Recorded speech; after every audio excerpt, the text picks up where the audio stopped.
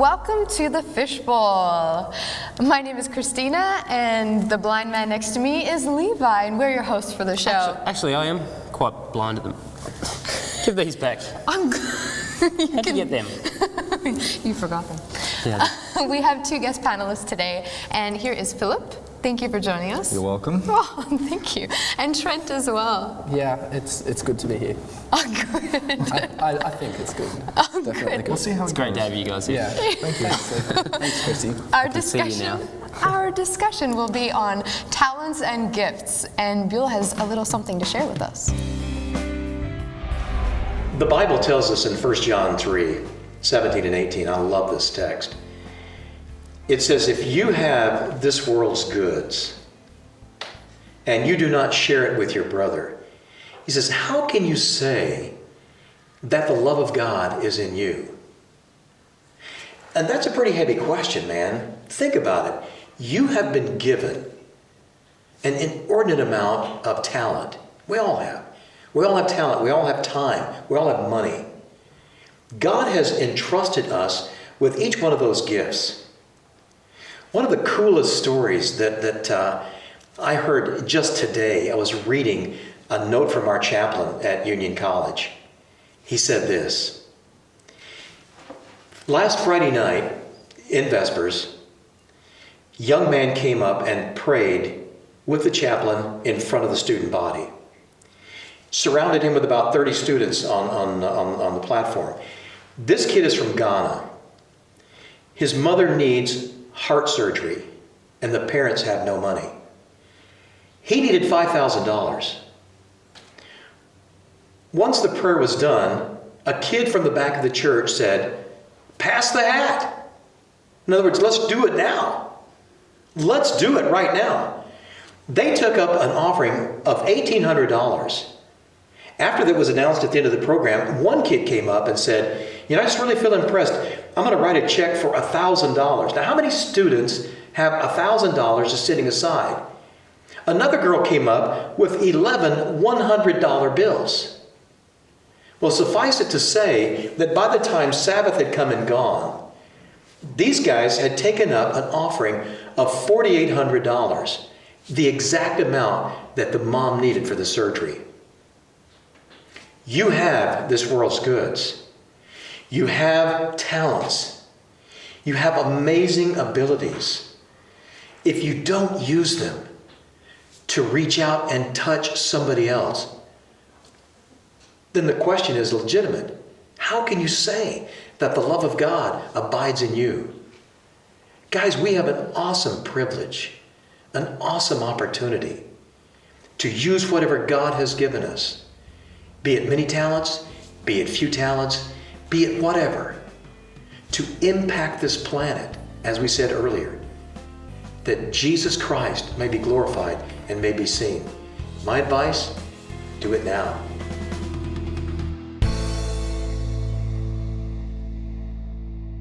Okay, thank you, Bill. That was great. We're going to get right into our discussion now, based on talents and abilities. Is there a difference between talents and abilities?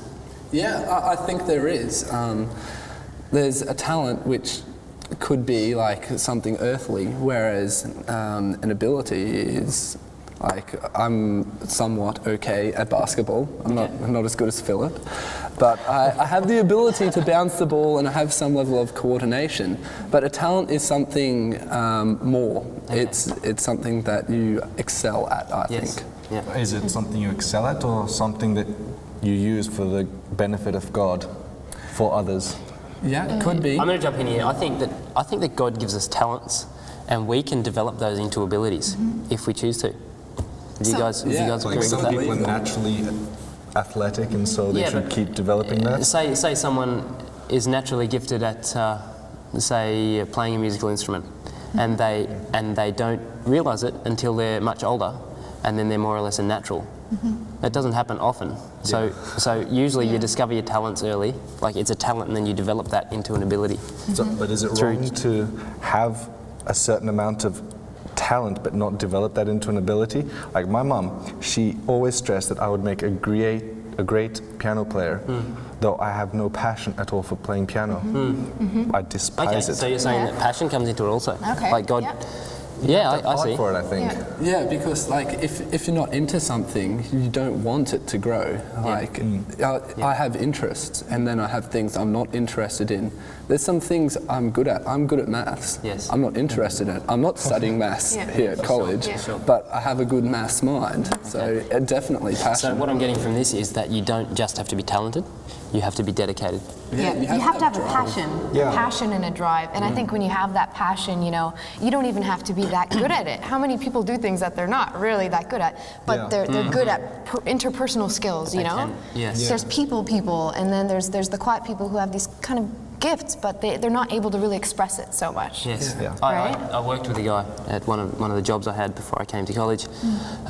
He was a sales representative, and the only reason he was successful at that was because he could talk to people. Yeah.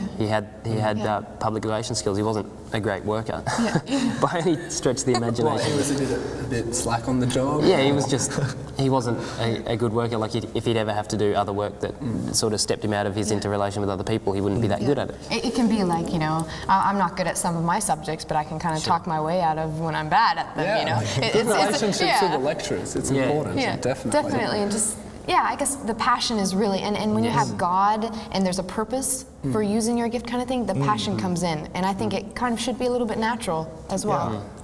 And he definitely uses what you have. Like, if you have a passion for something, give that to God. He will take that. But if you don't, like a gift from God, like sometimes it might not be something you're excited about as well. Yeah. It could be something just that is not you, and you don't have that passion, but you have a passion for something else, and then there's conflict. God's given you this, but you're passionate about this. What do you do?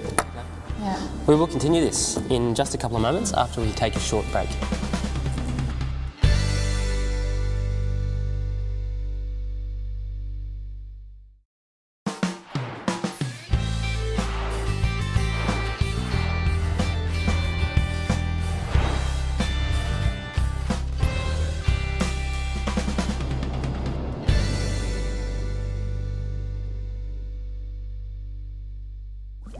Welcome back. We're on the topic of gifts and talents. Now, I have a question. Materialism. Can this, like the objects we own, can this be a gift? And can we use it as such? I think we constantly face the decision to develop our talents or to develop our possessions. There's ways we can spend our time. A lot of people, like you might buy a sports car and you spend all your time polishing it, doing it up, making it better. Whereas you could be practicing your instrument, to use an example we had before. Maybe some people are just naturally talented at making money. Yes. Like there are some people who just see an idea. That's true. That would make a Very great true. business. There's a lot of millionaires out there because of Yeah, so that could be a gift, and that can be utilized by the church because we, as a church, have many things where we like to invest our money into outreach, humanitarian aid. There's all sorts of programs, schools, and this could be very beneficial. Yeah. That's true. That's true. And even if you're not part of a church, I think also it's important that, let's say you own a car, for instance. I mean, many people don't have a car. You can do some goodwill by just driving someone somewhere. Or exactly. you know, your neighbor, suddenly their car broke down. Well, offer to take them somewhere. It's almost a talent just to be able to drive. Yeah, that's a talent. Why not? You know, like- some people can, you know, they're still driving. Yeah, interestingly for me, like money's an issue for me. I don't have a car, and I'm only on my learner's permit. But money's, yeah, thanks, sorry. I'm pretty old, only on my learners. But money's an issue for me because like I work and I have money, but I don't have like, I have like personal possessions, but I don't have the big ones like a car or a house or anything. And it's just, what do I do with it? What does God want me to do with it? And there was this one time I was in the mall in Brisbane, and there was this backpacker, and he asked me for money. And because money's not an issue for me, I gave him all my shrapnel, all my change. And what I forgot was, like, that night I was staying in a friend's house. We were playing Star Wars, the training card game. Pretty geeky. But anyways, the next day I needed to catch the train home. and there's only one station between his house and my house. Okay. But because I gave all my money to this guy, I had nothing. You had no cash. It was good though, because I got to talk to the station master, and he asked why you can't pay, and I told him there's this verse in Matthew 5, and it's like, I'll just get it here. It basically says that you shouldn't refuse when someone asks for something. Here it is. Yes, yeah, there is. Yeah. It says, give to those who ask and don't turn away from those who want to borrow. And like, I just talked to this station master and he's like, here, have a ticket. And free it's the ticket same. home. Wow, that's awesome. It was Isn't out of that my amazing? mind. Is that the same text that says if your friend asks you to go a mile with him, go 2? Yeah, Yeah. it is. That's just It's before. where we get the term going the extra mile from. Yeah. Yes. Yeah. By the way, I think it's great not having a car. I've had 3 of them. I've gotten rid of them all, and I'm loving it at the moment. Yeah, like It's so walking, much cheaper. walking is so good because you get to Walking's walk in God's nature, Absolutely. public Yeah. transport, like so many opportunities Keeps that the I kilos have. down. Yeah, it does. not that real you have an business. issue with that, Philip. But You never know. Well, that's great. I also had an experience like that. Recently, I was at a train station. I had already bought my ticket, but a homeless person came up to me and asked me for, some money. And I've lived in a number of countries, third world countries, and I have this natural disposition to be a bit sketchy about giving my money because they use it for everything but healthy things. But I felt, okay, I'll give my money to this person, and I gave him, I think, $10. That's all I had in my wallet, and I was waiting on the train was late. This man came back and he said, thank you for your money. I went and he showed me, he said, I bought some bread, I bought some spreads, he was going to have a decent meal that night. He wasn't going to go get drunk or something, and I felt really good about that. Yeah. It was an Awesome to uplifting see the moment. impact that you had on someone. Just a little, and I didn't have much money at that time. I didn't have a job. Yeah. I was I was staying at someone's house by grace, so it was. Yeah, and not to say good. that this happens all the time. No. I'm sure, but the fact that this does happen is something that you can be. You're going to do it again. Exactly. here's a question: what happens? Like, I don't think either of us in those situations were thinking, here's an opportunity to do what God wants. Yeah. Yeah. Do you think God actually does things when you're not trying to do them for Absolutely, Him? absolutely, yeah. in so many ways. And I think that's an example of that talents don't have to be something you particularly know you have, but you might have been gifted with the ability of sharing. I think hospitality, sharing, they're all different talents. And we can't pretend that those aren't there, because some people might say, oh, I can't sing, I can't play basketball, I'm not, but there's so many other talents that and we'll come back to that, but. Yeah, I mean, it's more of also a simple thing is you're good at listening. I mean, how many? Yeah, I'm a talkative person. I like to have someone next to me who need just someone- listens. Oh, But I it's mean, so important, especially in Yeah, relationships, there's always got to be, even if you don't need someone to talk back to you, just someone to hear you just out. to listen. It's and so just, important in many be sympathetic. situations. Yeah. Well, we'll keep going on with this after the break.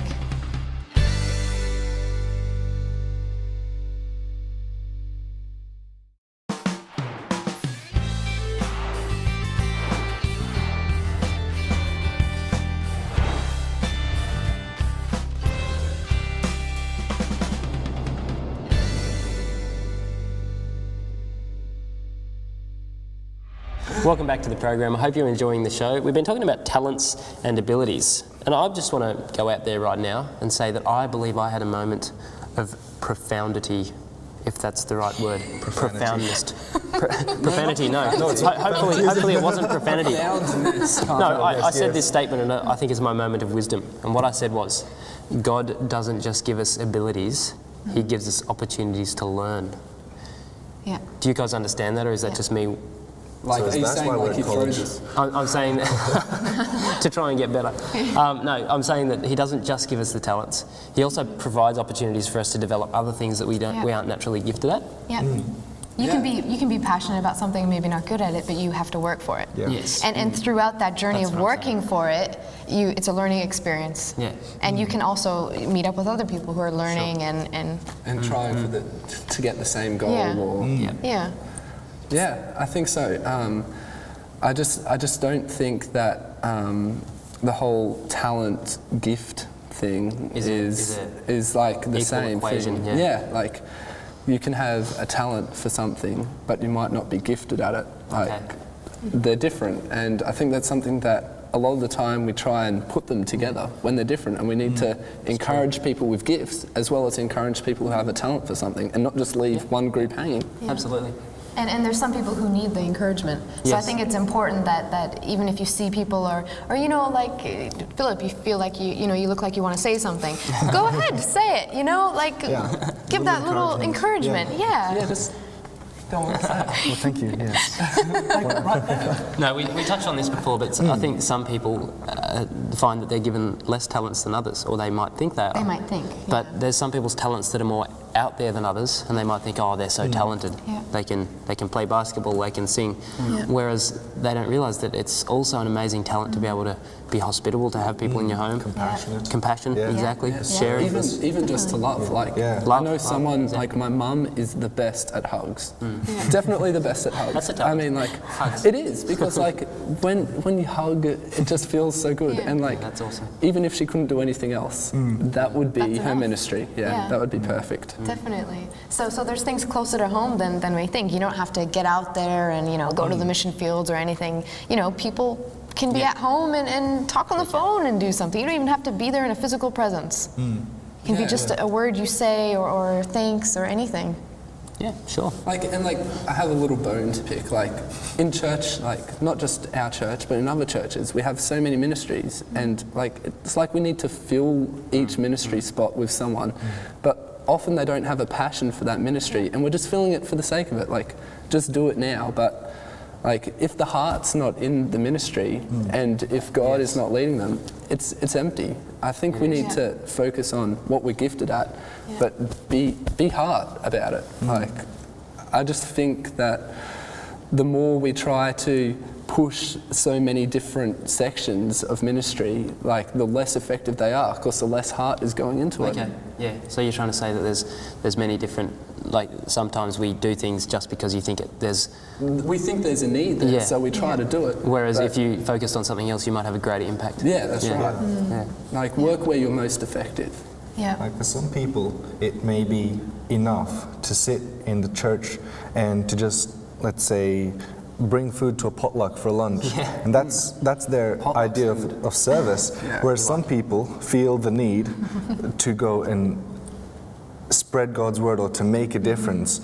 I know that my parents, they felt the need. They had to go to the mission field, and they tried for 8 years to go to the mission field to try share what they have with the world. And from that, I've seen many other missionaries. I know of people in Papua New Guinea who they live on absolutely nothing. Basically, they go into the jungle. They learn the language. They live like them. They do everything they can. They try bringing schools. And they're deeply committed to this. And it's impressive to see that, but it's not for everyone at the same time. Definitely. Wow. Well, Philip, you're going to share a little bit more, aren't you? Yeah. Oh, please go ahead. Thank you. My testimony isn't really an amazing conversion story. I didn't have a great epiphany, but I did grow up in an Adventist church. When I was 9, my family moved to Pakistan, which was interesting. We have never really done that before, I guess. But from the mission field back to Australia, my spiritual journey has developed. Slowly I got more confident. I didn't really have a lot of confidence moving from place to place. I slowly developed that, and my dad always told me that one of my talents is my ability to be compassionate, to listen, and to serve people. Sometimes this is abused, I guess, by people who see this and then they use you a bit too much. But as a general, I'm a giving person. I love to help people, and through this journey, I understood that I want to be a teacher first, because that gives me a direct influence with the world. It lets me shape people's lives. And this was a great discovery for me. Until that time, I didn't really see myself as really anything special. And after figuring out what I want to do, what God has in plan for me, I was able to then focus all of my attention onto that. And now I can use my talents to help God and to spread His words. And I found a verse that has been very useful to me. It's 1 Corinthians 10, verse 31. And it says, whatever you do, do in the glory of God. So whatever you have, give to Him, even if it's small or big, and He will make good things happen for you. Wow, that's amazing. That's perfect ending to our program tonight. Thank you guys so much for joining us. It's been great. I love If there talking to was you one guys. thing you guys would say, in summing up, to people who are struggling with finding out what their talents are, what would that be? I think they just need to pray about it. Seek God God. reveals, like when you ask, He will answer. And I mean, you don't need to be afraid of what it is. Your talent could be something that you find small and unimportant, but God has big plans for it. We all have talents and gifts. There's a great verse in Philippians 4:13 that says, I can do everything through He who gives me strength. So have a small talent, God will just, boom, make that huge. Wow. Yeah, that's fantastic. Thank you guys so much. You're welcome. Yeah, Thanks for having us. Great to have you. Wonderful. Awesome. All right, well, thank you, Levi. Thank you, Always Christina. nice to work Almost with you. dropped my pen again. It was wonderful. Thank you so much. Thanks everyone for joining us. See you next time. Enjoy the music we have for you.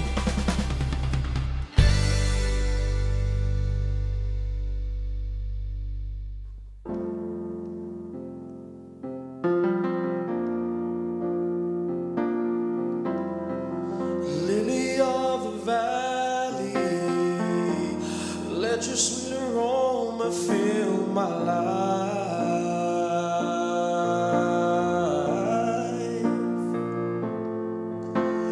Rose of Sharon showed me how to grow in beauty in God's eyes.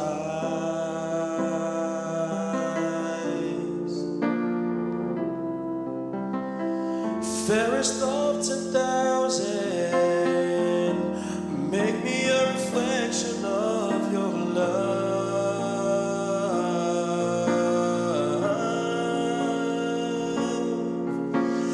Day stars shine down on me, let your love shine through me in the night.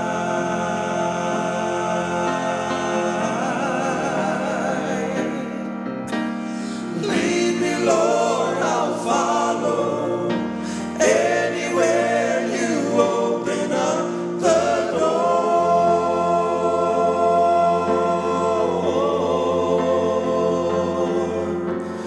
Let your word speak through me. Show me what I've never seen before. Lord, I want to be your witness. You can make my wrong and make it right.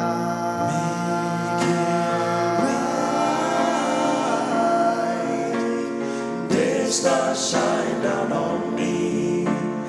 Let your love shine through me in the night.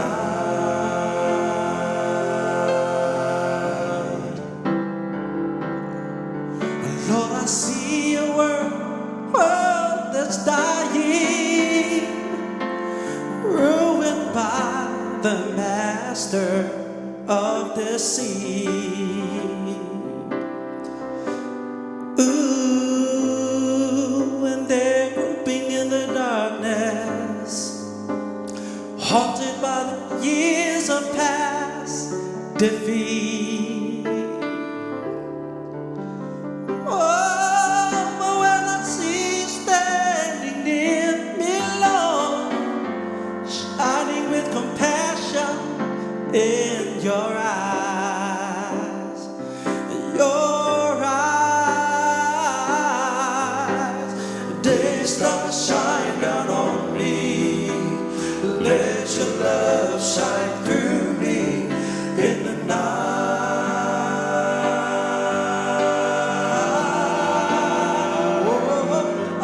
And lead me, Lord, I'll follow. Anywhere you open up the door.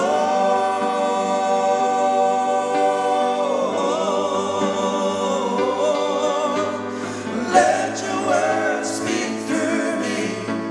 Show me what I've never seen before. And Lord, I want to be your witness. You can make what's wrong and make it right. Make it right. Day star shine down on me. And let your love shine through me in the night.